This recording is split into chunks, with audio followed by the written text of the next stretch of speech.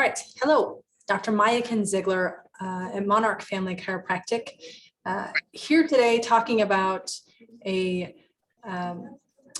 really great, I'm going to just mute everybody here, excuse me for a second, really great conversation around understanding your brain, specifically a branch of your nervous system called your polyvagal social.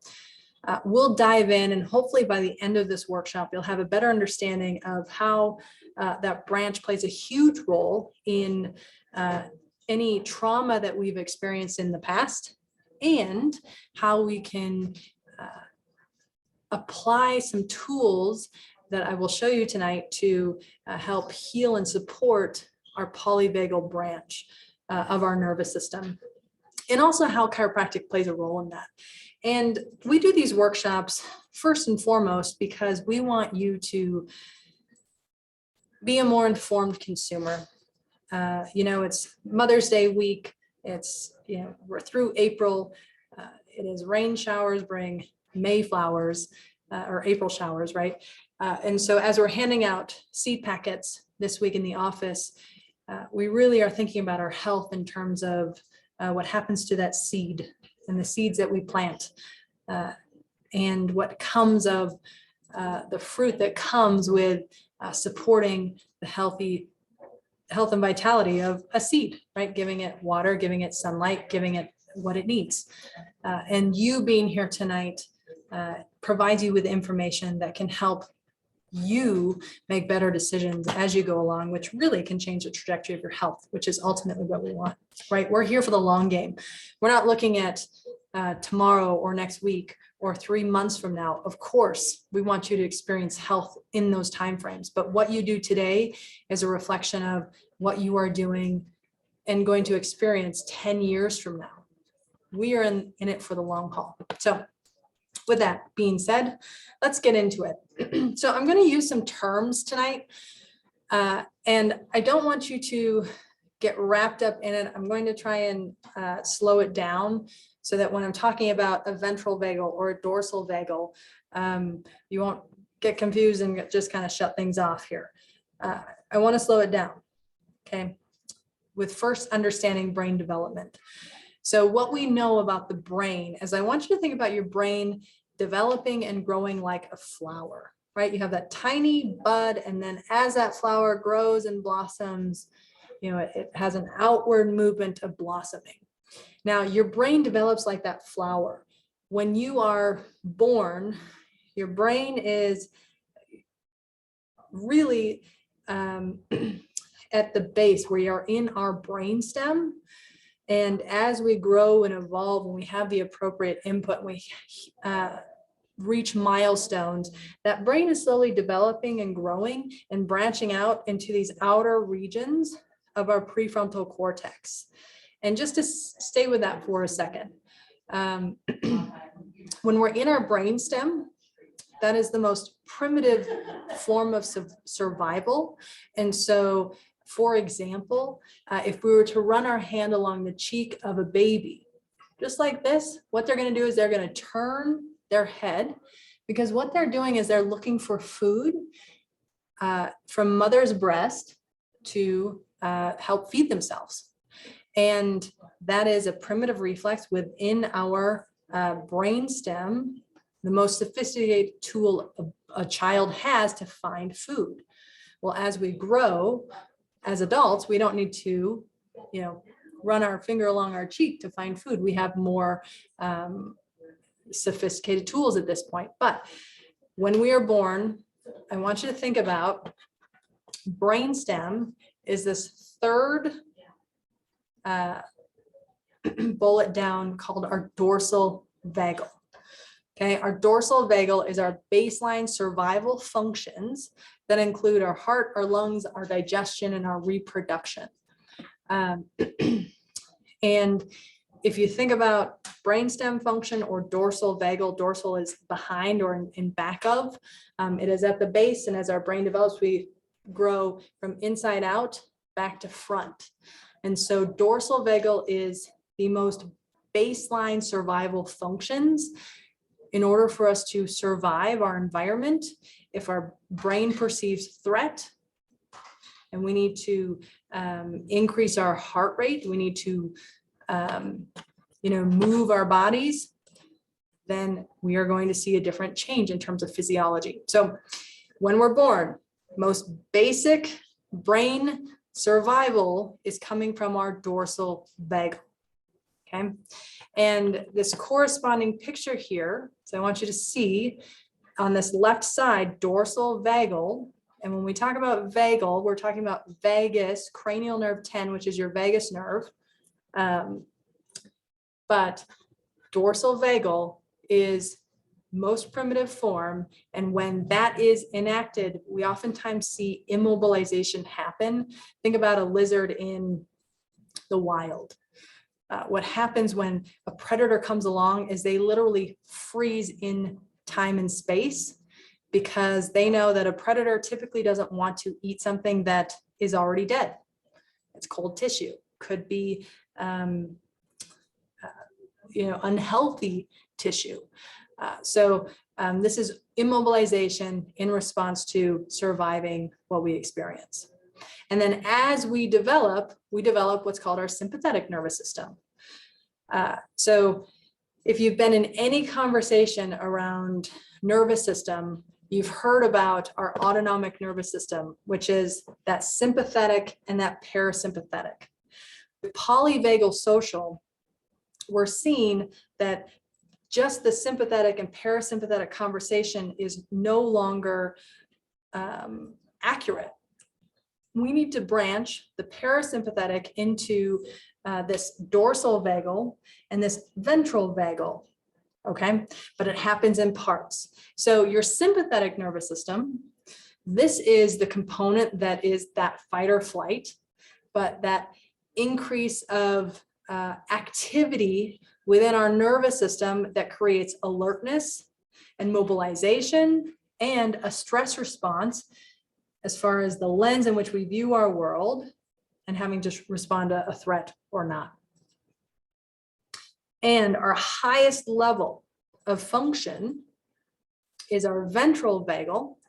And our ventral vagal is involuntary actions of the face, voice, hearing, and other related functions, and it includes our heart and lungs. So I want you to think about this as stepping stones in brain development. And when we move through healthy brain development, we have the highest form of engagement up here at this top. Again, going back to this picture, we are able to socially engage and communicate and connect with others. And that has impacts on how we breathe. It has impacts on our cardiovascular system, our social expression, and the tone of voice that we use.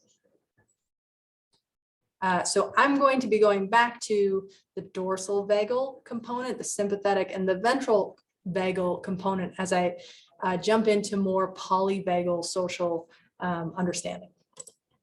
So the biggest question that oftentimes you have to ask and we have to ask in terms of how you experience the world and how your brain has moved through that development is, do you feel safe? Safety is huge for your nervous system. And that autonomic nervous system, right? That dorsal vagal, that sympathetic, that ventral vagal, that autonomic nervous system, that unconscious state of nervous system that is responding to your world is self-reinforcing. Meaning if you've had experiences where you feel safe, your brain fills in the gaps to create more safety. Likewise, if you feel threatened in any way, your brain will fill in the gaps that indicate a lens of more threats. So let's break that down a little bit more. There's something called neuroception. And neuroception is how your brain determines whether there's been a situation that is safe or a situation that is threatening. And based on that determination, your physiology will respond to the environment. Now, your brain is a highly efficient system. It has to be. It has to always be on alert. And so it will fill in the gaps based on past experience. Now, this is where I like to pause, because if we've had any type of trauma in our life, any type of experience that has caused us to respond in a way of anxiety or depression or complete numbing or disconnect, disembodying ourselves from our experience and really ourselves, that will reinforce that autonomic state to happen more in our future. And so if you have the experience where your brain determines enough things are safe and it starts filling in the gaps as safe, you could be in an environment that's actually threatening, but because your brain has an experience based on safety, it'll determine your world is safe and you'll respond to your environment like it's safe. And likewise, you know, again, if you've had threatening experiences growing up or had trauma, and that trauma has been perceived as threatening, your physiology responds that way. And so it's a self-reinforcing response within your nervous system. And when we dive into when we experience threats and when we perceive threats, where we go function-wise tends to be, tends to be in this dorsal, well, we'll go first to the sympathetic, and then we can sometimes drop into that dorsal vagus or totally immobilized. And so let's just go back here, because I want you to understand that your response to the world is not your fault. Your response to the world is based on your experience that you've had. So if you, again, trauma work, we've all had trauma, and I'll dive into some of the last 2 years that we've experienced and how that relates to our nervous system and how we respond. But if we've had any level of trauma and a response to that trauma and how we behave or how we discern or how we experience things, it's not our fault. It's the experience. And the whole conversation around polyvagal theory and applied polyvagal input is to how do we bring ourselves out of that state? If we do feel threatened, how do we bring ourselves into a state of safety? How do we learn and apply movements and things in our day-to-day life to start supporting a brain that fills in the gaps to create more safety around us? And that changes our behavior ultimately, which is pretty profound and amazing. So let's talk about this, right? Neuroception is our brain's understanding, okay? Our brain's, how it determines whether there's safety or threat within our environment. So we have the neuroception, and that neuroception is based off of how we perceive things, based off of past experience and our ability to discern perception versus reality. And if we are in an environment that we perceive as totally safe, okay, the complementing autonomic state or nervous system state is our ventral vagal, meaning that we are totally socially engaged. We have a really relaxed breath. We're probably breathing deeper into our belly. We have a settling or a relaxed heartbeat, socially connected, socially engaged to our community. And our voice is probably, I don't know, probably a higher tone in our voice, maybe grounded tone.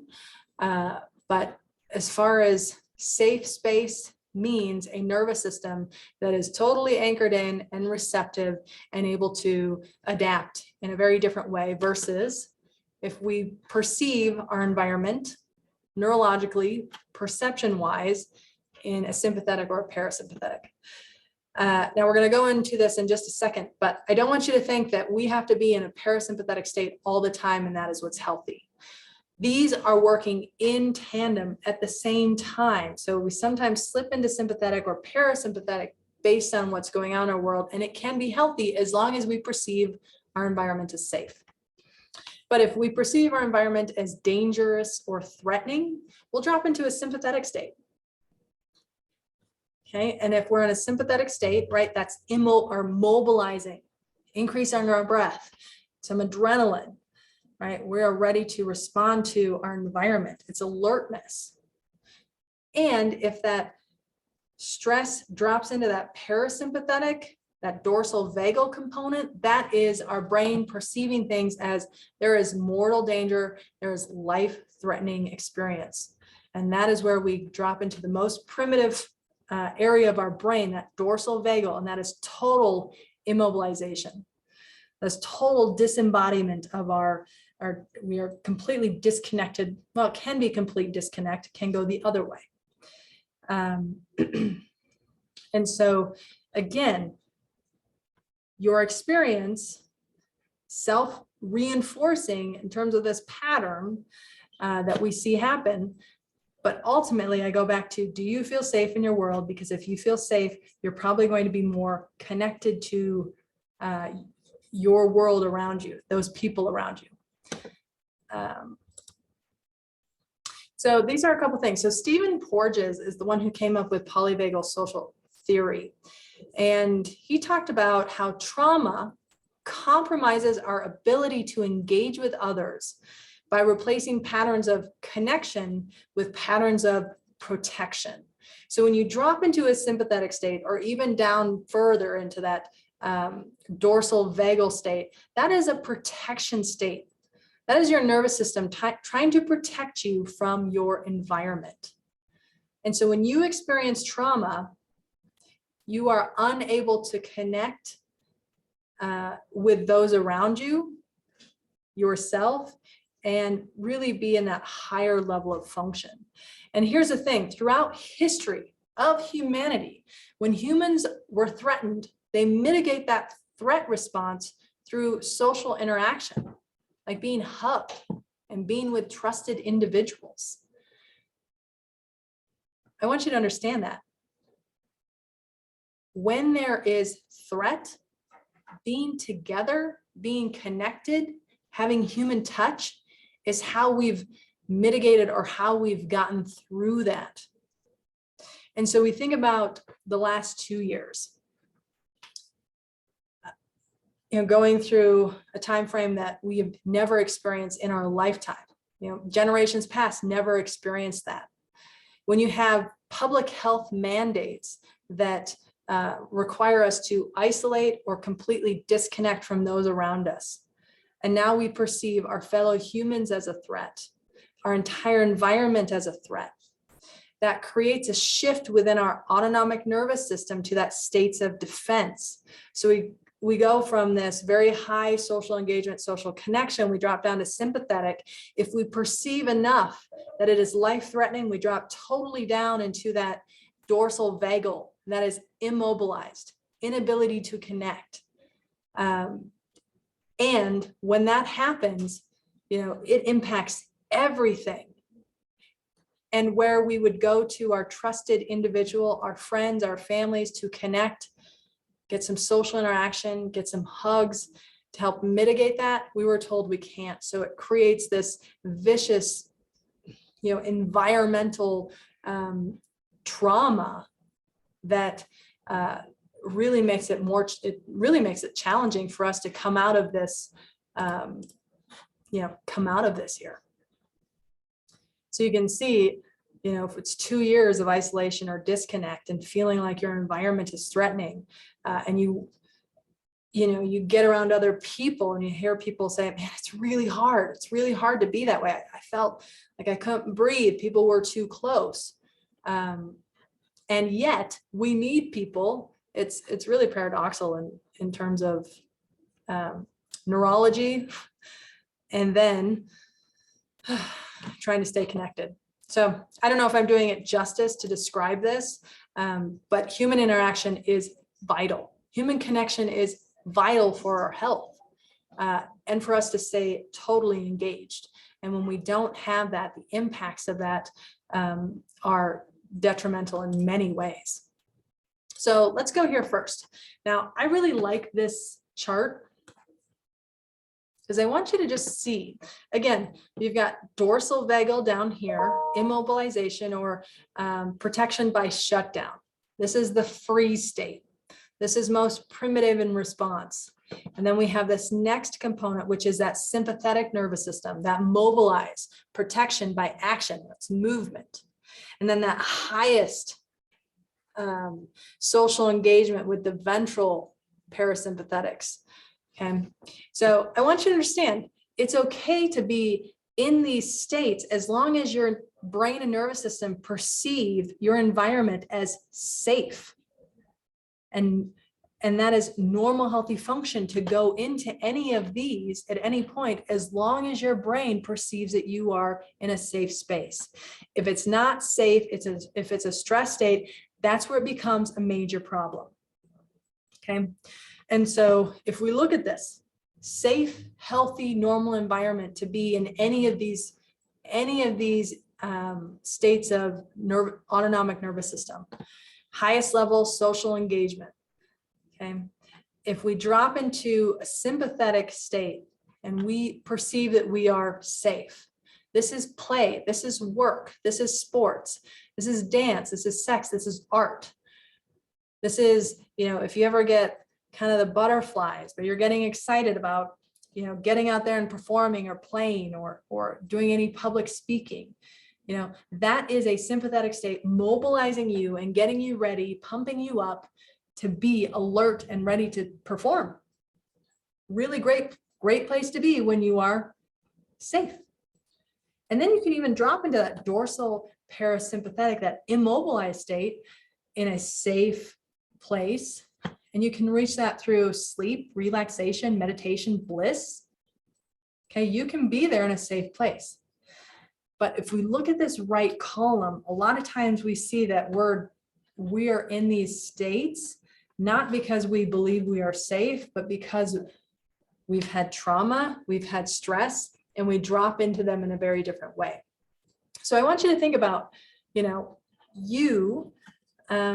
your nervous system, your autonomic nervous system, it's like driving down the highway, and that mile per hour is 65 miles an hour. And when you have a healthy vagal input, that means it's very fine-tuned, accurate differentiations taking place to tap on the brake or tap on the gas pedal to keep you within that mileage, that mile per hour, right? You think about sympathetics being the gas, parasympathetics being the brake. A healthy, safe nervous system that's regulating appropriately is very fine-tuned and accurate as far as keeping you in that mile per hour. And think about that in terms of your physiology, right? Your heart rate, your breath, your digestion, all of those things. Now, you can move into those by tapping on the brake or tapping on the gas pedal, and you can move into any of these spaces. It's when, if you perceive you're under stress, it's like going 65 miles an hour, suddenly somebody pulls on that emergency brake, boom, you drop right into that, you can drop right into that fight or flight, or even drop further down into that life-threatening shutdown, complete dissociation, shock. And so if you've had experiences where you have to pull that emergency brake enough, that becomes your pattern. That's how your brain fills in the gaps for your world based on your experience. And so I liked this one also as a different way to assess that. But is it safe over here on the right side versus is it not safe, and what happens?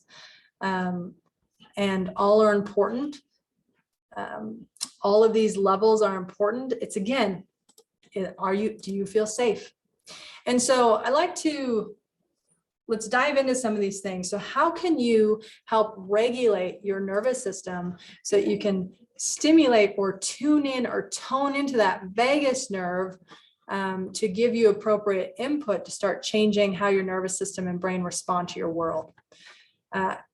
And this is taken from Dr. Mo, a presentation that Dr. Chris and I just tuned into. But I want you to see, we're looking at the upper cervical spine. Here's C1 and C2. There's areas where we can stimulate the vagus nerve to help give appropriate input into that polyvagal social system. And here's your vagus nerve. You can do it through the vagus nerve or even where this ganglion, which is a part of a nerve. If we adjust C1, C2, we can put input into that vagus system or into this here. This is upper cervical spine. Here you can see the arteries and all of the nerves. When we're adjusting you, we can put specific input into that vagus nerve that helps you reach into those higher levels of connectivity and into that polyvagal social system, which is super cool. The other thing that's big for your polyvagal social system is in order to self-regulate, we must learn to co-regulate. And our ability to regulate our emotions requires typical neurosequential development in childhood, meaning we move through milestones in a way that's anticipated and expected. You know, we're moving through normal, healthy development. And this is vital when we have consistent co-regulation through, you know, the people around us, whether it's a mom or a dad or a good friend. Typically it's the mom.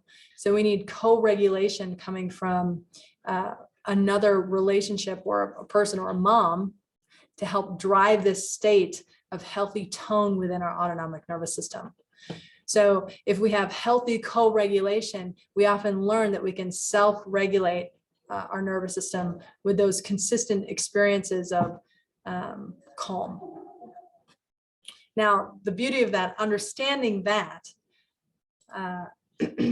is that the other way I find that we can help co-regulate through the chiropractic component is chiropractic is, you know, obviously is a healing touch, right? It is physical touch. And we know that physical touch can be, as we just learned, really important to help co-regulate your nervous system, help put input into this upper cervical spine. So when you're getting adjustments and getting that human touch, that can also help calm the nervous system, which is really amazing. But how can you do it yourself and on your own? So we're going to go through, let's share my screen again. I'm going to go through some things that you can do on your own to help regulate and give good tuning into that vagus nerve. So let's go to, I'm going to exit out of here. Let's exit. Oh, I don't want to show you this one. I want to show you another one. So let's go here. No, that's not. So if you could give me a thumbs up if you see what I want to show you here. Oh yeah, this is what I want to be. Okay, can anyone give me a thumbs up? Can you see this that says the classic 4-7-8 breath? Yes, okay, excellent. So to tune into the vagus nerve, you can do it by breath work. You can do it by singing, humming, chanting, gargling. Okay, you can also do it by taking a piece of rock tape or kinesio tape and actually taping over your vagus right here. But know that a way to self-tune into the vagus nerve or self-tone into that vagus nerve is through breath work, or you can do some of these. There's lots of other things. We'll get into it at some point, but I want you to understand there's different ways. So outside of the chiropractic component, singing, humming, chanting, gargling, that tunes into your vagus. And a specific breath that you can do to tune into that polyvagus is to do the classic 4-7-8 breath. And what we like to do is we like to just put your hands over your heart.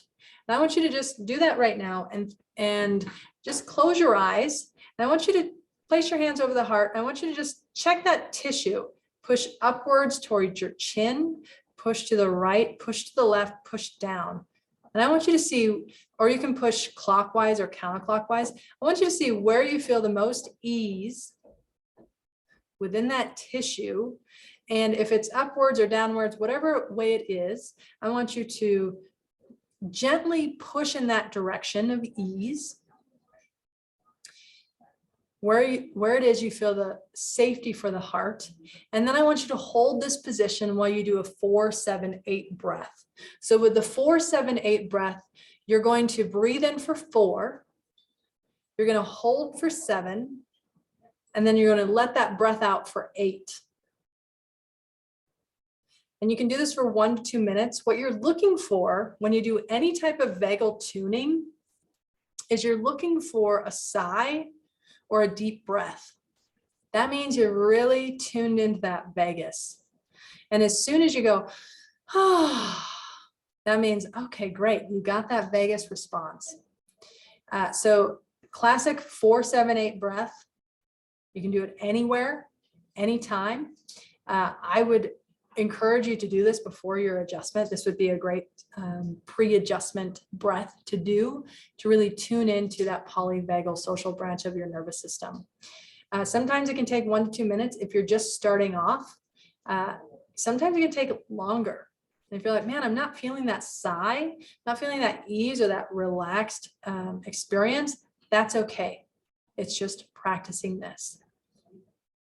Now, if we go to this one here, I like this one because it's also coupling a movement with the breath.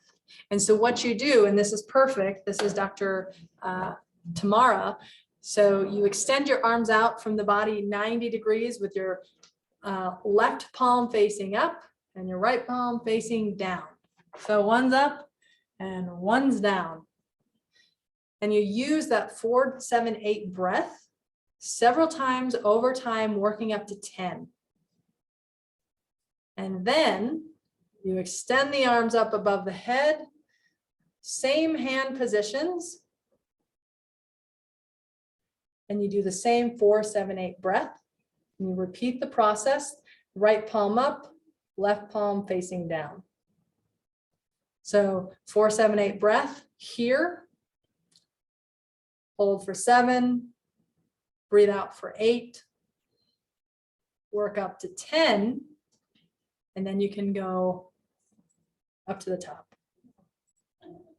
Again, the intent is, how can I tap in or tune into that polyvagal social branch?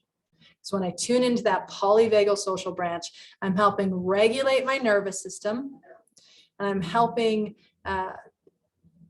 how I process my world and my experience, so that when my brain fills in the gaps, it's filling in different information. Does that make sense? Now I know I'm going over, so I apologize for that, but I want to make sure I share this.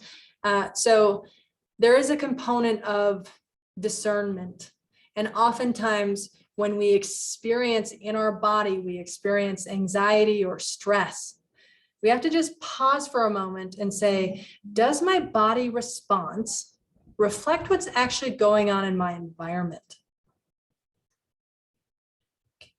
And if it doesn't, then this is the perfect time to do the 4-7-8 breath, because you need to tune into that vagus, because that is not an area where your brain is dropping down. It's literally devolving into that sympathetic or even that dorsal ventral state.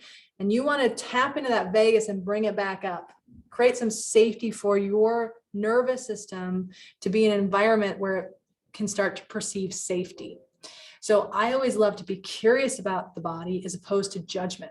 Oh, my body's doing this. Oh, no, why is my body doing this? Is what's going on in my body actually reflecting what's going on in my environment? So that's where you need to start changing things. With awareness comes some really beautiful things.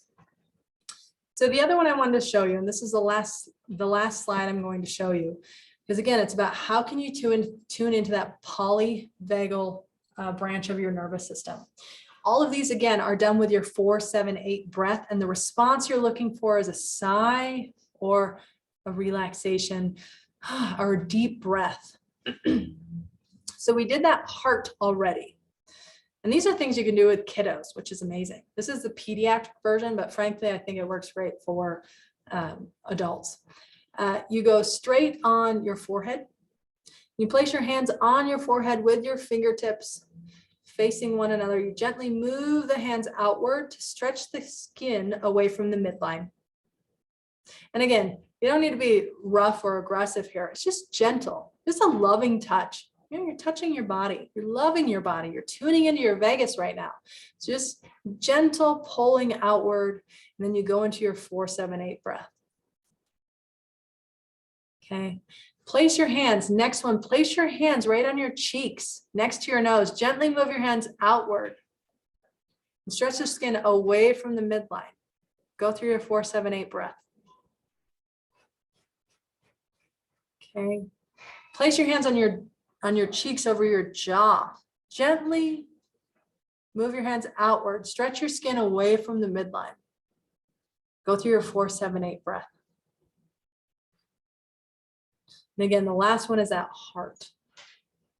The one that I don't show is the occiput. So what you can do is you can cradle your hands right at your occiput. And let me just do this here. Let me see, I'm going to stop sharing for a second. You can cradle your hands right at your occiput here. Again, right at the vagus. Just right at that vagus here. And you can do some gentle lifting. You don't have to do much, but pulling out midline and then go through your breath. You can just laying down too. Right, so forehead, cheeks, jaw, heart, occiput. All of those are tuning into that polyvagal social branch, which is amazing. And so I'm going to share the screen one more time, make sure I go to the right spot here. Oh, shoot. So the biggest thing is there's many ways you can do this, but it's what you do consistently on a daily basis to really start to tune into that vagus nerve to help support you healing from the trauma. We all have it. You're not alone. And again, it doesn't, give you a green light to act like a jerk, right? I say, your response to your world and how you are, it's not you, it's based on your experience. It's not a green light to act like a jerk, right? I'm not saying that, but when you go into those more mobilized and then immobilized states, understand that it is a result of what's been going on out here based on a lifetime of experience. So you choosing to really address that trauma on a daily basis outside of your chiropractic work is, going really profound in helping you change your perception, your experience, and your world moving forward. So I will end with this because this is information that a lot of people don't know. And, I've certainly held on to that sympathetic, parasympathetic, autonomic nervous system and talking about that, how as it relates to chiropractic. But this is about 20 years old. So this is not new stuff. But a lot of times it takes time for us to bring what's coming out in science to the real world in clinical setting. And so there are people out there who are experiencing trauma or living in a really unhealthy state because their brain is filling in the gaps and their world is threatening. And so where are they going to hear about things like this? How are they going to know that there's a life that they could experience that's greater than? The worst thing I could hear is, I wish somebody would have told me, or I wish I would have started this 20 years ago. Maybe my life would look different. And like I told you at the start, we're in it for the long haul. We're looking at you, of course, we're looking at you and your health and where it's in the trajectory you're on. But I'm looking at you long game. What does 20 years look like for you? What does 30 years look like for you? Are you able to do the things you love to do now? Maybe even more. And that's why we ask that you share what you know. That's why people most of the time go to a chiropractor, is because somebody that they respected, loved, trusted, referred them to a chiropractor. And we're doing our appreciation week next week. We still have slots available. And our goal is to really create a healthy, more vitalistic community, because we deserve to live in a state of greater expression of health. We deserve that. But it takes work. And it takes discipline. And we'll be there right alongside you till the end, whatever end that is, right? But I ask that you share what you know. So I'm going to go ahead and stop recording here. And if there's any questions,